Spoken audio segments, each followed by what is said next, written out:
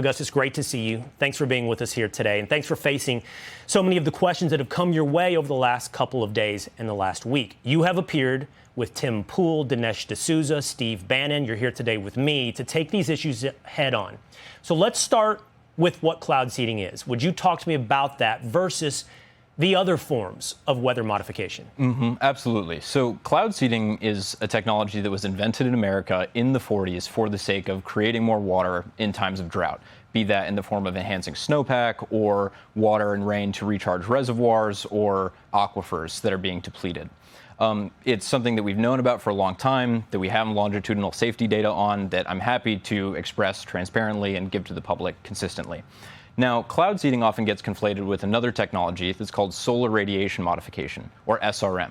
SRM is a proposed technology that's beginning to be experimented with. It's not nearly as old as cloud seeding, but SRM is a proposed technology to inject reflective particles into the stratosphere to block some of the solar radiation and then cool the planet down. That is altogether and totally different from cloud seeding. Cloud seeding is a water supply tool with localized effects and a long history that we can talk about the safety data of. SRM is something relatively new that would have global and climatic implications rather than just effects on local weather. And then there's this third thing, which is chemtrails or contrails. And so where we know that cloud seeding is real, we know that SRM is real, I have yet to see any sufficient evidence of a malevolent conspiracy of someone releasing toxins into the atmosphere in those long streaky tracks in the upper atmosphere. A lot of what I've seen seems to suggest that those are condensation trails formed by airplanes.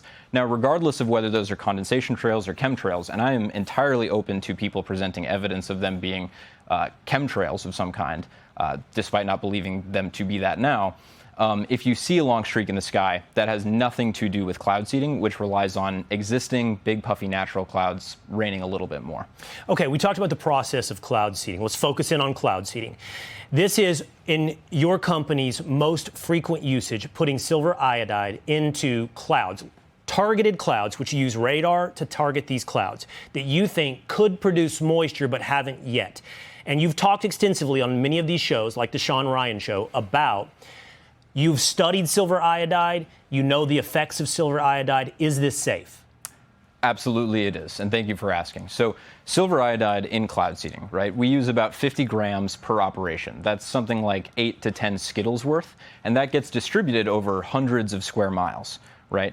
After decades of cloud seeding operations, because Rainmaker is not the first one to have done this, right? There have been companies since the 50s conducting cloud seeding ops. After decades of operations in the regions where cloud seeding has occurred, we've only seen an increase in silver of about 8 parts per trillion. And there's already about 2 parts per million naturally occurring in American soil of silver species. So we've added, after decades of cloud seeding, 1 million times less than what's naturally there, and it's had no adverse ecological or agricultural impacts. Okay, and people can listen to longer form interviews that you have done about some of the safety and research that you've done on what you use to cloud seed. Now, I want you to please address a larger question, which is one that is somewhat broad and perhaps even religious, but are you playing God? Are you messing with things that you shouldn't be messing with when it comes to the weather? I get this question all the time, and I totally think it makes sense to ask it. My intention is to serve God. I think that in Genesis 1:26 through 28, and then throughout the Psalms and the rest of the Bible, God tells us to take dominion over and steward creation, both for our sake, creation's itself, and then to honor him. And so if there are droughts and we have the tools to mitigate the damage done by them for our sake and for nature itself, then we should deploy those for the sake of tending to and stewarding the world. And if we weren't to do that, if we were to ban cloud seeding wholesale, despite knowing that it's safe, despite knowing it could help alleviate these problems, we'd be abdicating our God-given responsibility to be stewards of the world. Okay, let's address whether or not it's safe now and apply it to what you were doing on July 2nd in Texas. This is a very emotional moment. People are upset. Children, hundreds, died. The question is whether or not Rainmaker, cloud seeding on July 2nd, contributed to storms that occurred on July 4th. Did it enhance? Did it intensify what we saw some 36 to 48 hours later? Unequivocally, our cloud seeding operations on July 2nd did not impact the flooding that occurred later. And that said, my heart and prayers are still with all of the people of Texas and all the families that have been affected. It was a tragedy. But in cloud seeding on the 2nd, One, we are regulated by the Texas Department of Licensing and Regulation, and we have what are called suspension criteria, where if there are National Weather Service flash flood warnings or severe storm warnings, then we cannot operate in those areas per the restrictions and regulations we have. Our meteorologists actually proactively suspended operations a day before the National Weather Service issued a flash flood warning. So we were ahead of the curve there. And then even so, the precipitation that we induced, right, like the very best operations can produce tens of millions of gallons of precipitation over hundreds of square miles. That is de minimis relative to the remnants of the tropical storm that came in and dumped trillions of gallons of precipitation. So you were able to produce, in short, something like this much rain, less than a centimeter of rain, and the flood itself, the storms themselves, it filled up a 20-foot pond, an Olympic-sized pool, 20 inches of rain. Mm-hmm. And so your argument is, if anything, we contributed the tiniest bit. I want to end with one somewhat scientific but skeptical question that I think you're ready to answer. I've listened to hours and hours of your content and read about Rainmaker.